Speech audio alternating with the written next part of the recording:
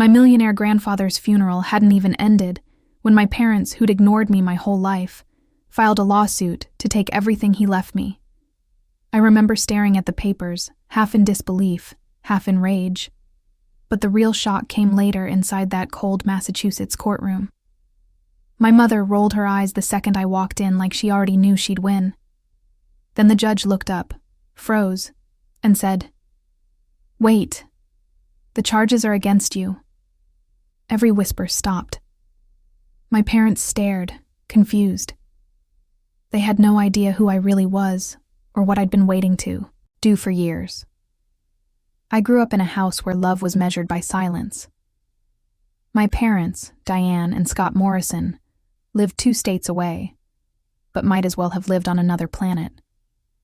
They were the kind of people who sent postcards instead of phone calls, who showed up for Christmas only when a camera was around. When I was 3 months old, they left me with my grandparents just for a few weeks. Those weeks stretched into decades. My first memory isn't of my mother's perfume or my father's voice. It's of my grandmother, Helen's kitchen. The smell of melting butter, the soft thud of her wooden spoon against the bowl, the sound of her laugh when I spilled chocolate chips everywhere. The best cookies have too much of everything, she'd say. She never scolded me, never sighed like I was a burden. To her, I was just enough. My grandfather, Judge William Parker, was a man carved from discipline and kindness.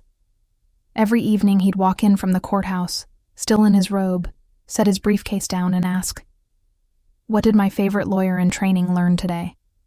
I'd hold up my crayon drawings and he'd study them like legal documents. I thought that's what all families were like until I started school. Other kids had parents at soccer games, at plays, at back-to-school nights. I had 2 empty chairs and a grandmother waving twice as loud to make up for it. When I asked why my parents didn't come, Grandma said, "They're busy with important things, sweetheart." I wanted to believe her. But even at 7, I could feel the gap widening, like a crack in the wall no one wanted to fix. The few times they did visit, it was always the same. Diane would arrive in designer heels, kiss the air near my cheek, and spend the whole visit scrolling through her phone. Scott would stay outside honking the car horn for her to hurry. I learned early that pretending was their favorite family tradition, but my grandparents never spoke badly of them. Grandpa used to say, "Justice isn't about revenge. Ava, it's about showing up." And he showed up for every scraped knee, every science fair, every graduation photo. When kids at school talked about inheritance or family businesses, I didn't think about money. I thought about his voice reading bedtime stories from law journals, the steady hum of the old heater in his office, and the way his eyes softened when Grandma laughed. Looking back, I see it clearly now. Love was presence, not promise. And absence. Absence was a choice. So when he died, when the will revealed, he'd left everything to me. It wasn't greed that made my parents furious. It was exposure. The money didn't humiliate them. The truth did. And they'd rather destroy me than face what they'd done. The first crack appeared on a gray Thanksgiving morning when I was 18.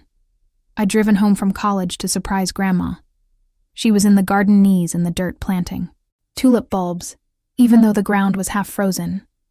Spring's worth the wait, she smiled. By sunset, she was gone, collapsed between the flower beds. She loved. I found Grandpa sitting there hours later, still holding her gardening gloves. He didn't cry. He just stared at the soil, whispering her name like it might answer back. We buried her 3 days later. My parents showed up late, left before the reception, and never called after. That was the day I stopped making excuses for them. After that, Sundays became sacred. Grandpa and I cooked together his famous pot roast, my burnt cookies, and talked about law truth and how people hide behind appearances.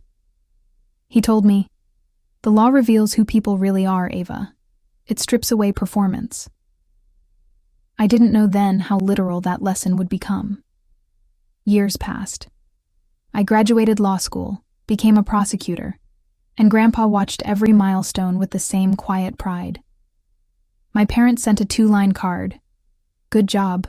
Proud of you." That was their version of love. Then at 87, Grandpa died in his sleep. The house felt colder without him, like the walls missed his voice.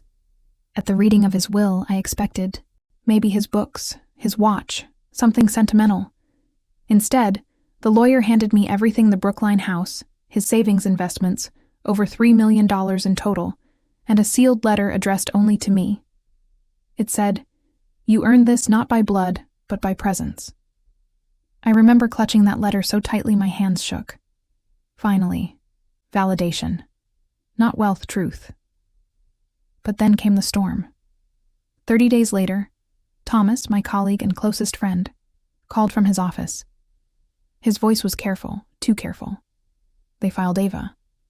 "Filed what?" "Your parents. They're suing, claiming undue influence." I actually laughed. "They think I manipulated him. They're accusing you of controlling an old man for his money." That laughter turned into something sharp in my throat. Of course they were. Of course. That night I drove to Brooklyn, unlocked Grandpa's study, and found a folder labeled "Simply Payments." Inside were decades of records, monthly transfers to my parents' notes he'd written each time they asked for more. Diane requested increase Scott's business failing again. Page after page, over $800,000 in total. He'd known this day might come. He prepared me for it. I sat there in the dark, with the folder spread across the desk, and whispered, "You saw them clearly, didn't you, Grandpa?" The anger burned low, steady, and cold. They wanted to drag me into court. Good. They'd finally meet the woman they'd created. Thomas warned me the lawsuit would get ugly, but even he didn't know how far they'd go. Within a week, headlines started popping up in local papers. "Daughter accused of manipulating retired judge." The reporters didn't know my name yet, but I could already feel the whispers in the courthouse halls. The same colleagues who'd once nodded at me with respect now looked away. I remember sitting in my office late one night, the only light coming from my desk lamp, the hum of the city far below. On my screen were the scanned filings pages of lies dressed as grief. Ava Morrison exerted undue influence on her aging grandfather to secure control of his estate. They'd painted me as a predator, my own parents. For a moment, I almost believed their version of me. That's what family does to you. They convince you you're the villain for finally setting a boundary. I closed the laptop, my hands shaking, and reached for the box I'd brought from Grandpa's house. Inside were the payments, the bills, the messages he'd kept meticulously. Proof of 20 years of silence disguised as dependence. I spread everything across the floor. Receipts, transfer slips, letters from my mother begging for just a little extra promises that never came true. Each page was a confession, and Grandpa had kept them all organized, labeled, dated. My pulse slowed. The chaos in my chest turned into something colder, sharper. When Thomas came by the next morning, he found me sitting on the floor, surrounded by stacks of evidence. "I guess we're going to war," I said quietly. He looked around at the papers, then at me. "You really want to do this?" "I don't want to," I said. "But they do. I'm just giving them what they asked for." That week, we built our case piece by piece. Witnesses, timelines, copies of every transfer, Grandpa's handwritten notes, his emails, his medical checkups, proving he was clear-minded until the end. It wasn't revenge. It was precision. The kind of justice he taught me to believe in. Still, the nights were the hardest. Some part of me, the daughter part, still wanted them to stop to apologize, to remember that I was their child. But that hope had died a long time ago, somewhere between unanswered birthday cards and forgotten graduations. By the time the trial date arrived, the fear was gone.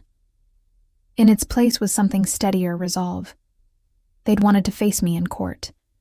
They just didn't realize whose courtroom they were walking into. The morning of the hearing, Boston was covered in sleep. The streets shimmered like broken glass, and my reflection in the courthouse window looked more like a stranger than a daughter. Inside, the marble floor echoed with every step I took. Deliberate, steady. I could feel the eyes on me, the whispers.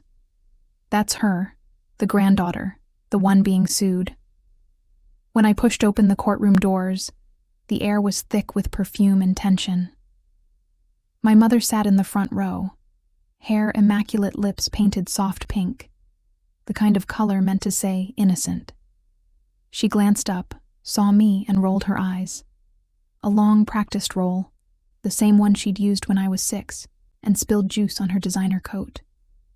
My father stared at the floor like a man, hoping invisibility might save him. Then Judge Brennan looked up. For a second, his face was blank. Just another case. And then his eyes froze, recognition washing over him. "Wait. The charges are against you," he said aloud before catching himself. The courtroom stilled. Even my mother stopped pretending. He cleared his throat, adjusted his glasses. "Proceed." Palmer, their attorney, stood up first. Smooth voice, theatrical gestures. I'd seen his type in court 100 times, the kind that thinks charm can rewrite facts. "Your Honor," he began, "this case is a tragedy. A devoted daughter unfairly cut out of her father's will by a manipulative granddaughter who exploited an elderly man's grief." He gestured toward my mother. Diane dabbed at her eyes with a tissue she'd probably chosen to match her outfit. Judge Parker adored his daughter. Palmer continued. But in his final years, he was vulnerable, confused, and isolated. My client, Mrs. Morrison, was denied the chance to reconcile. Instead, her father's estate was unjustly diverted. I sat there, hands clasped, listening. My pulse didn't even spike. I'd spent years facing men who lied better than this. I could smell fabrication before the ink dried. When Palmer finished, Thomas rose. No theatrics, just quiet authority. "Your Honor, the evidence will show that Judge William Parker was of sound mind and deliberate in his decisions. It will also show that the plaintiffs, Mrs. and Mr. Morrison, received over $800,000 from him over 20 years while visiting less than once per year." Murmurs rippled through the courtroom. My mother's painted calm cracked just slightly. Palmer called her to the stand first. She adjusted her blazer, smoothing invisible wrinkles. "He was everything to me." She began voice, trembling just enough to sound rehearsed. "I love my father dearly.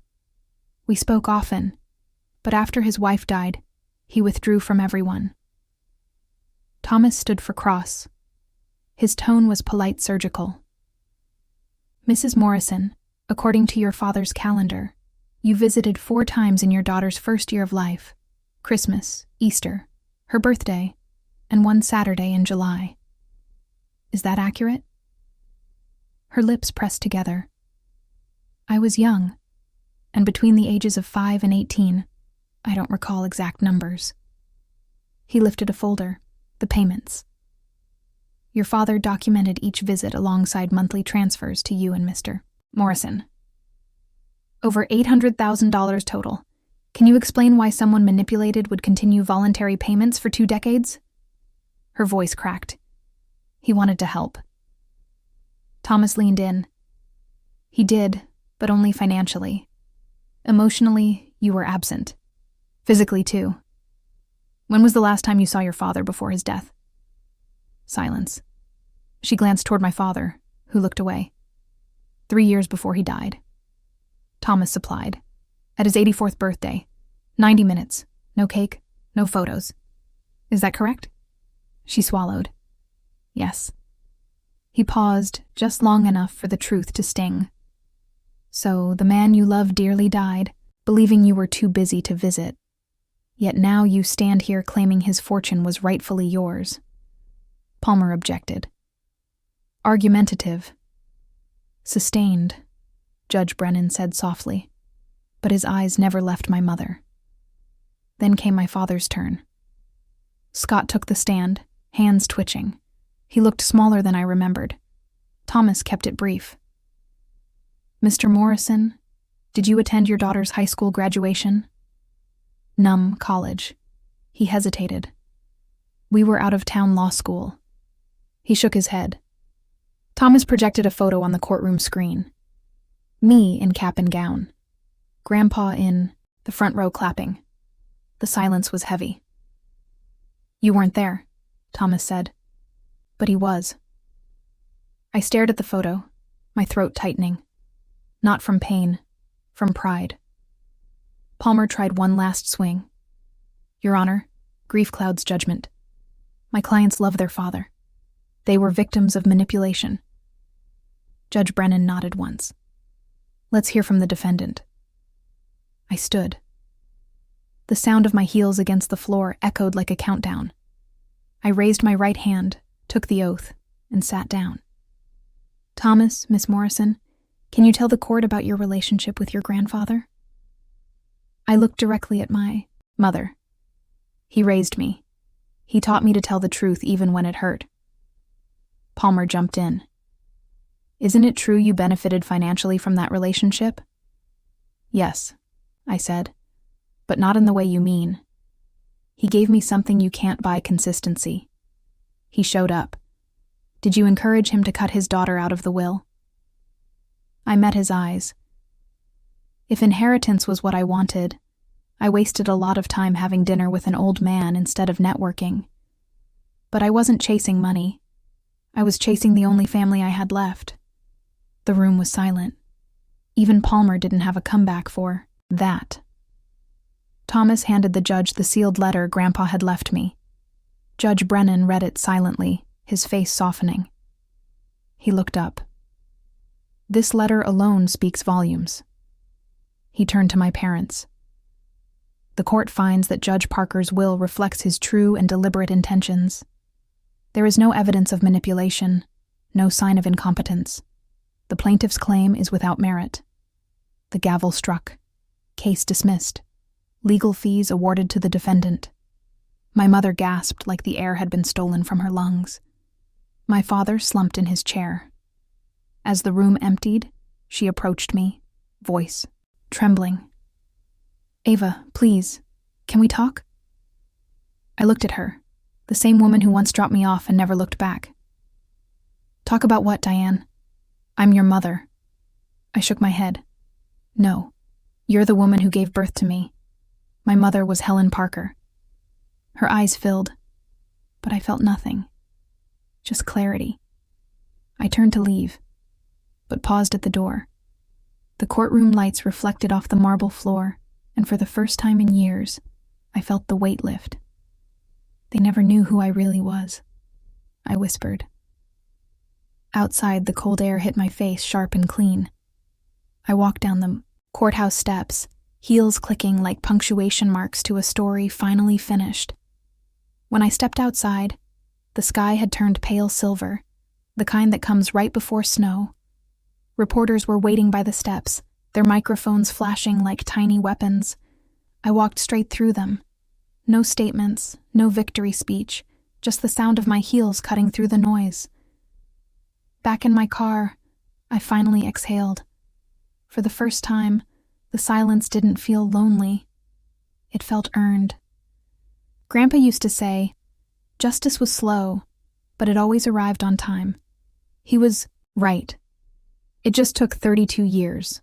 The weeks after the trial were quiet. My parents disappeared from every headline from my life, from everything. No calls, no apologies, only silence, the language they'd always spoken best. But this time it didn't sting. 3 years later, I stood behind the same bench my grandfather once presided over, now wearing his robe. Judge Ava Morrison, 39, youngest in Massachusetts history. On my first day, I touched the wooden gavel he left me and whispered, "We made it, Grandpa." Years passed, promotions came, and so did peace. At 60, I retired. My last visit was to Mount Auburn Cemetery, where tulips bloomed around 2 headstones, William and Helen Parker. I knelt, planting a few new bulbs beside them. "You were right," I said softly. "Family isn't about blood. It's about who shows up." And as the wind moved through the trees, I could almost hear his laugh again, steady, proud, and free. Family isn't written in bloodlines. It's proven by presence. I learned that too late to save my parents, but just in time to save myself. If you've ever had to stand up to people who were supposed to love you, tell me your story below. And don't forget to subscribe. More truths are